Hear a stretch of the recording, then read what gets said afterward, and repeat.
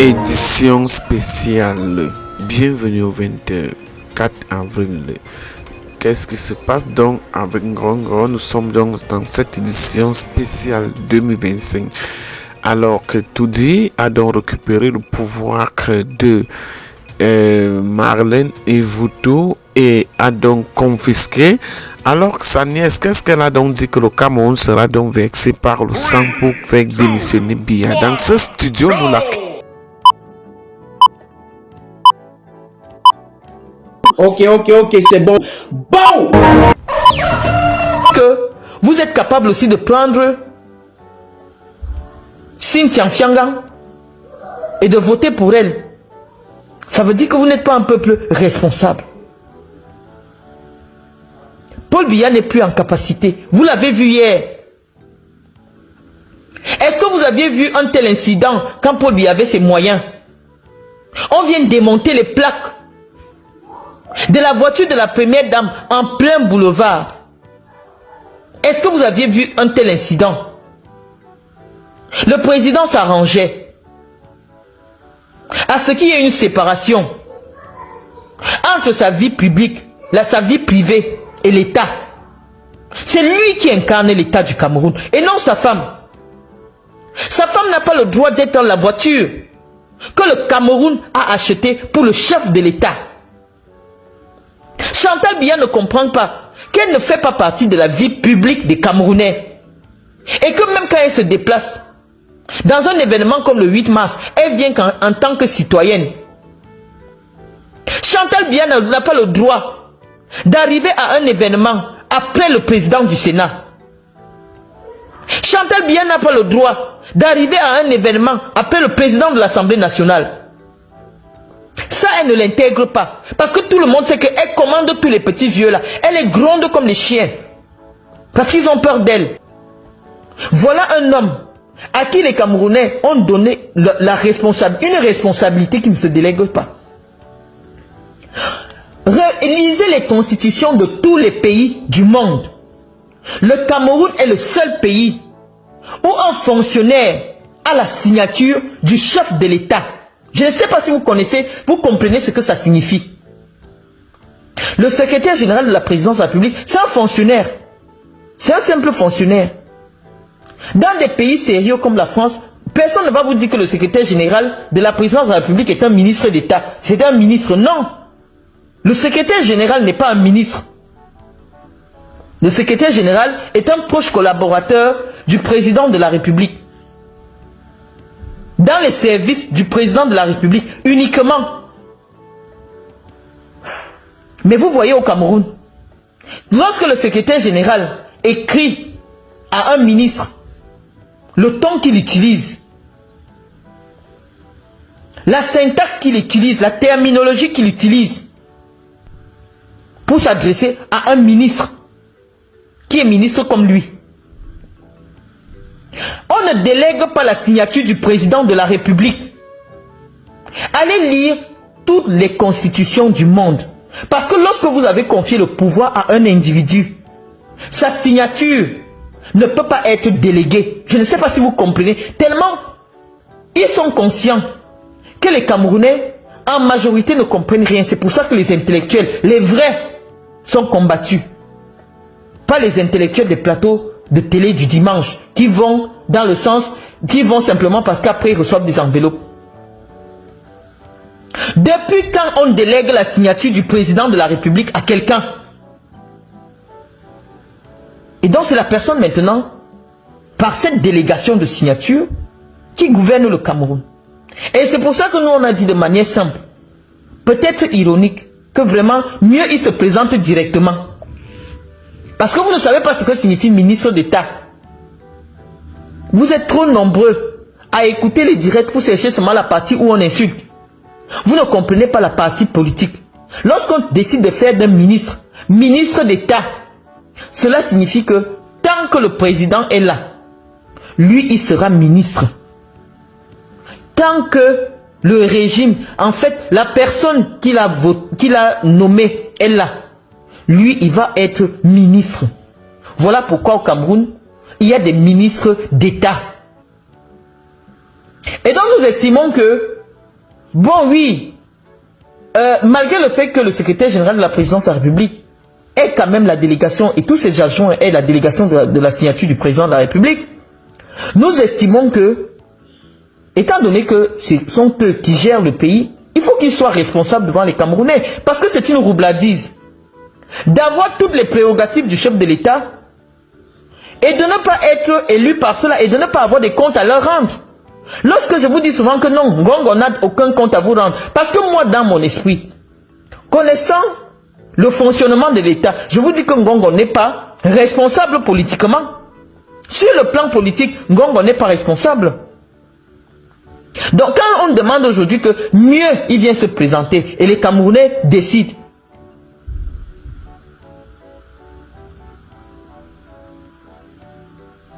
C'est mieux qu'il vienne se présenter une fois parce que qu'on ne nous dise pas. Je vous dis que dès quelques fois que Paul Biya se réveille et qu'il découvre quelque chose, parce que je sais qu'on lui a dit que sa femme est déjà arrivée, il s'est assis pour regarder à la télé.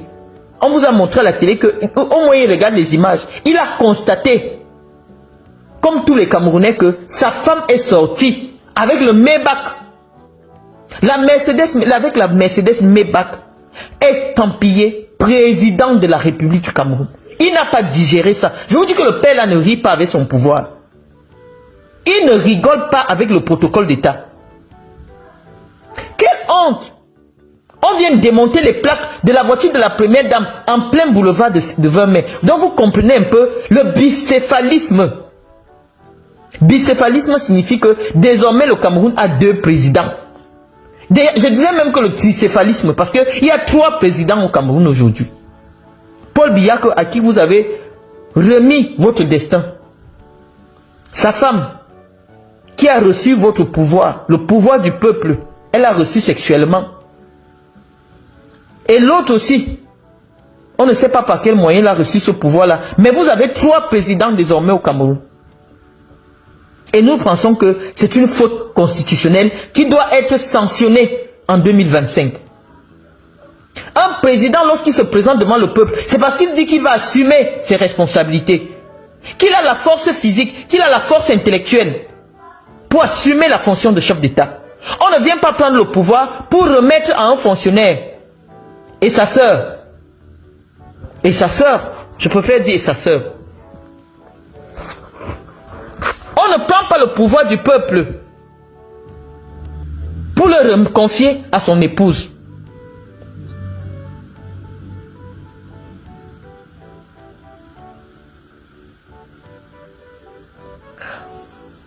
Quand j'essaie de lire vos commentaires, ministre, il y a un protocole, il y a une hiérarchie protocolaire en ce qui concerne les ministres.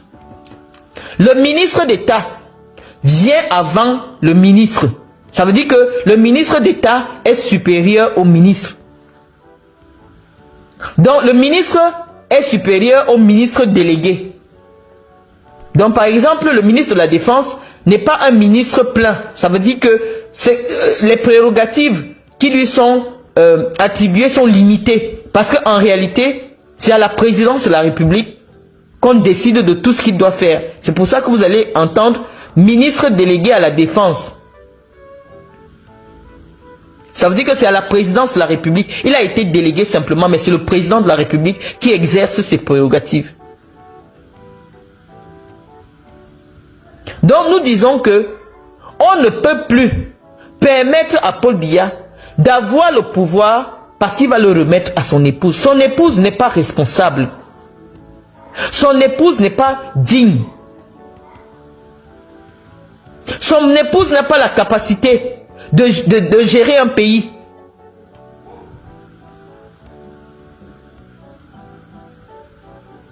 Donc quand vous ne comprenez pas ce que nous disons, évitez-nous les commentaires.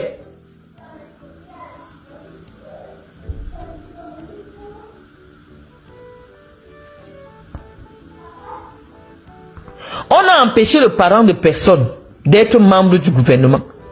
Mais le simple fait que nos parents aient travaillé pour le Cameroun ne signifie pas que nous devons perdre nos droits de citoyens. Nos droits de citoyens de nous exprimer sur nos propres convictions. Les convictions de mon feu père ne sont pas mes propres convictions. Donc arrêtez avec vos excuses à la con. On a dit, on va entrer en campagne. Chacun va déployer ses arguments. Si vous estimez que actuellement, votre combat politique c'est déconstruire mon discours, vous avez déjà perdu. Vous avez déjà perdu le débat, médiatique. Je vous ai dit que, lorsque je dis que Singongo est candidat, je vais le soutenir. C'est parce que je dis que le RDPC a des personnalités qui peuvent aujourd'hui porter la candidature du RDPC à l'élection présidentielle. Et j'ai cité des personnalités parce que je sais qu'elles sont réellement aujourd'hui impliquées dans la gestion de l'État. J'ai cité Ferdinand Ngongo parce que je sais, il a une délégation de signature du président de la République. Sur les dossiers les plus compliqués aujourd'hui, c'est M. Ngongo, le ministre d'État, qui gère ces dossiers-là. Parce que malheureusement, le président n'a plus toutes ses facultés. Donc, le ministre Ngongo montre qu'il est capable de gérer un pays. Nous, on ne veut plus l'imposture. On ne veut plus être la risée du monde entier. De se dire qu'on a un président, le président le plus vieux du monde. Quand on sait, et tous les scientifiques vous le démontreront, qu'à partir de 80 ans, un homme a besoin un être humain a besoin d'avoir une protection juridique pour lui-même. Parce qu'on sait que les gens peuvent le tromper. Parce qu'on sait que les petites yoyettes, comme Chantal Biya, peuvent le manipuler. C'est pourquoi la justice, dès qu'un homme, dans les pays civilisés, dès qu'un homme atteint 80 ans, on envoie le courrier à sa famille. Qu'il est temps de prendre des dispositions juridiques et judiciaires pour le protéger. Paul Biya aujourd'hui a le besoin d'une protection. Parce qu'il est aujourd'hui en état de faiblesse. Il peut être manipulé par des gens. Un jour vous allez rester comme ça, vous allez apprendre que on a vendu la présidence de la République à quelqu'un. Et la personne va vous montrer le papier. Heureusement que, oui, la justice reconnaît souvent le dol sur les personnes âgées. Le dol veut dire que on peut les tromper. Comme chez un mineur. Lorsque quelqu'un a passé 80 ans, on commence à le considérer comme un mineur. Donc si vous dites que vous allez encore mener Paul Biya à la présidence en 2025, ça signifie que vous êtes capable aussi de prendre Cynthia Fiangang et de voter pour elle. Ça veut dire que vous n'êtes pas un peuple responsable. Paul Biya n'est plus en capacité. Vous l'avez vu hier. Est-ce que vous aviez vu un tel incident quand Paul Biya avait ses moyens? On vient démonter les plaques de la voiture de la première dame en plein boulevard. Est-ce que vous aviez vu un tel incident? Le président s'arrangeait à ce qu'il y ait une séparation entre sa vie publique, sa vie privée et l'État. C'est lui qui incarne l'État du Cameroun et non sa femme. Sa femme n'a pas le droit d'être dans la voiture que le Cameroun a achetée pour le chef de l'État. Chantal Biya ne comprend pas qu'elle ne fait pas partie de la vie publique des Camerounais. Et que même quand elle se déplace dans un événement comme le 8 mars, elle vient en tant que citoyenne. Chantal Biya n'a pas le droit d'arriver à un événement après le président du Sénat. Chantal Biya n'a pas le droit d'arriver à un événement après le président de l'Assemblée nationale. Ça, elle ne l'intègre pas. Parce que tout le monde sait qu'elle commande tous les petits vieux là. Elle les gronde comme les chiens. Parce qu'ils ont peur d'elle. Tous les petits vieux là, c'est pour ça qu'elle aime quand le président du Sénat, il n'entend même plus bien. Il ne marche plus bien. Là, oui, Madame Biya est contente. Mais elle sait que si au Cameroun, le président du Sénat a 50 ans, ça ne va pas passer. Ça ne va pas passer qu'une simple citoyenne arrive dans un événement comme le 20 mai après le président du Sénat. Ça ne va pas passer. Parce que c'est la deuxième personnalité du pays. Chantal Biya n'est pas la deuxième personnalité du pays. C'est Niat Ndjifendi. Donc lorsqu'on vous explique cela, c'est parce qu'ils savent qu'il y a eu une entreprise d'abrutissement du peuple. Les gens ne comprennent pas. Les gens ne connaissent, les Camerounais ne connaissent même pas la constitution de leur propre pays. Ils ne savent pas ce que ça signifie. C'est quoi le Sénat? C'est quoi la deuxième paix? Pour eux, dans leur tête, après Paul Biya au Cameroun, c'est Chantal Biya. Non! Chantal Biya n'apparaît nulle part. Si Chantal Biya veut sortir, c'est un dispositif léger de sécurité. On ne doit pas retrouver le même dispositif que quand le président sort pour Chantal Biya.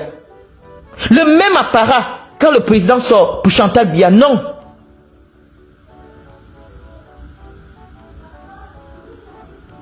Donc on vous explique les choses pour vos enfants. Parce que vous vous êtes déjà perdus.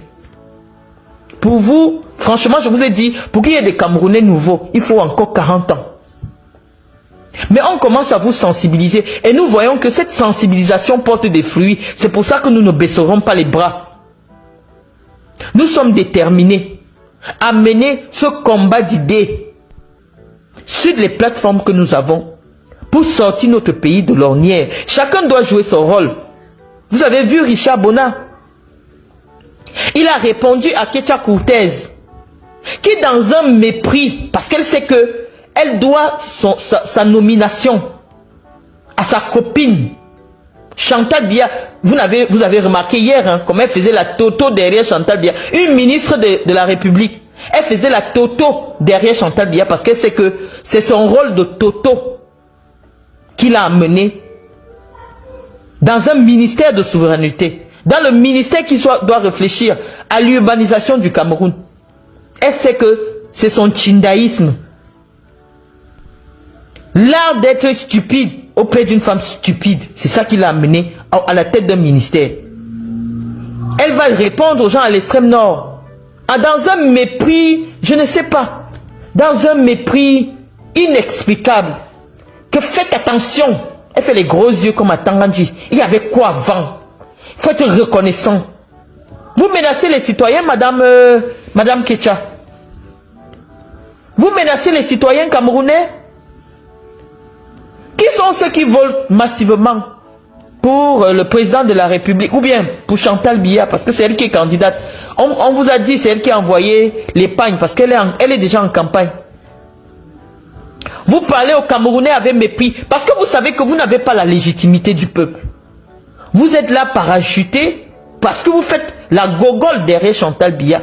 C'est pour ça que vous êtes devenu ministre. Vous vous permettez de gronder des populations pour leur dire elles doivent être reconnaissantes. De quoi? De 40 ans dans l'obscurantisme, de 41 ans d'illettrisme, de 41 ans. La zone la plus enclavée du Cameroun, pour une fois, qui est en sursaut, parce qu'on sait que, oui, cette région sera déterminante pour l'élection, parce qu'on sait que les Bamileke qui sont aussi nombreux sont en brousse. Et donc, il faut récupérer l'extrême nord. C'est pour cela qu'on envoie la route là-bas. On envoie le semblant de groupe, la langue de chat à l'extrême nord. Et vous vous permettez d'aller parler à ces populations avec des dents. Vous deviez vous excuser, Madame Ketia. Mais comme vous n'avez aucune dignité, vous n'allez pas le faire. Parce que vous savez que vous ne devez rien au peuple. Vous n'avez aucune légitimité pour être ministre. Vous avez fait quelques petits simagris à Banganté, on vous a nommé, surtout pour votre proximité avec Chantal Biya. Ça vous va, tant que Chantal est là, vous êtes sûr d'être là. On vous a vu toute ridicule hier au Hilton. Vous, à une époque qui incarniez la dignité, la manve, vous êtes devenu toutou. Une toutou. Parce que, oui, vous savez que vous ne devez votre poste qu'à cette femme-là. Je vous ai dit que toutes les personnes qui sont venues nous répondre sur les réseaux sociaux seront récompensées. Donc, le professeur Chanda Tomne, qui m'a répondu là, ne soyez pas surpris. Je vous ai dit, le prochain gouvernement, après l'élection de 2025, toutes les personnes qui nous ont répondu, qui nous ont insultés sur les réseaux sociaux, seront récompensées. C'est dans ce sens que celle de Guylaine Chapuis là, elle a senti la claque du cabinet civil. Elle a pensé que hier, au lieu de développer des problématiques, de vous expliquer, de partager même les photos de sa première dame qu'elle soutient. Vraiment de Dieu, l'imposture, la sorcellerie, c'est quelque chose. Guylaine Chapuis, tu soutiens Chantal Biya. Hier, il y a eu les photos. Il y a eu des images. Tu pouvais partager cela et envoyer les encouragements à Chantal Biya. Tout ce que tu nous sors aujourd'hui, c'est simplement que tu es interné dans un cabinet d'esthétique. Comme j'ai trop insulté tes rides. Tu dis que tu es en convalescence dans un cabinet d'esthétique à Yaoundé. Et c'est pour ça qu'on constate que tu n'es pas présente. Oui, Madame Chantal Biya a eu recours à la chirurgie. Elle a eu recours à la reconstruction faciale. On a reconstruit tout son visage. On a fait le lifting. Elle a fait un bypass. Oui, sa chirurgie a réussi. Mais elle a les moyens. Toi, tu n'as pas les moyens. Tu vas sortir de la chirurgie esthétique en ressemblant à quoi?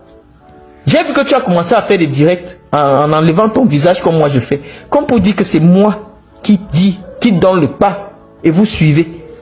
Tu as commencé à enlever ton visage sur les directs.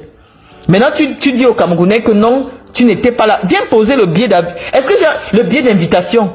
Est-ce que j'ai besoin encore de démontrer que tu es une mythomane? Tu es une menteuse. Lorsqu'on décide de soutenir quelqu'un, ça signifie que même si tu n'as pas eu le billet, parce que toi tu dis que moi je suis fâché pour 180 millions. 180 millions c'est beaucoup, hein. Mais toi tu es fâché pour le billet. Parce que tu n'as pas eu un billet, un plat de nourriture au Hilton. Tu n'as pas bu la bière. Toi tu es énervé, tu commences à boycotter Chantal. Où est la photo de Chantal sur ta page? Chantal était à la une hier. Même moi j'ai partagé Chantal sur ma page. Montre-nous hier comment tu as mis Chantal Biya pour la valoriser. Pour valoriser comment elle était belle. Pour valoriser comment elle a bien cousu ses deux pagnes parce qu'elle a fait deux tenues. Tu as boudé Chantal Biya hier pour un plat de nourriture que tu n'as pas eu. Pour un billet d'invitation que tu n'as pas eu pour aller te faire voir et faire tes directs. Voilà à quel niveau toi tu es. Toi tu dis que moi c'est pour 180 millions que je suis en brousse. Toi, tu es en brousse pour un plat de nourriture. Tu es en brousse pour le billet d'invitation. Et tu nous dis que 2024 n'est pas fini. Qui va vous donner le billet? Le truc, c'est que toi, tu ne me connaissais pas. Je connais qui sont les... J'ai dit que Medoulou, c'est l'ami de ma mère. Je connais qui sont... Je connais les problèmes de la présidence. Je connais. Quand je livre Medoulou, je sais qui va accueillir Medoulou, qui va accueillir ma bombe au rebond pour finir avec Medoulou. Oui. La présidence là, c'est la présidence, c'est le Far West. Quand nous on s'assoit ici, on abat, on sait qui va récupérer ça. Pour finir. On est presque arrivé à la fin de cette édition spéciale depuis nos centres de production. Nous décryptons, nous analysons et nous posons la problématique. Alors, bienvenue sur cette chaîne politique d'Afrique. Décryptage, analyse, comme je vous expliquais. Madame et monsieur, rebonsoir à tous et bienvenue pour que cette prochaine édition du 20h, si vous le voulez donc très bien. Bao! Coupez la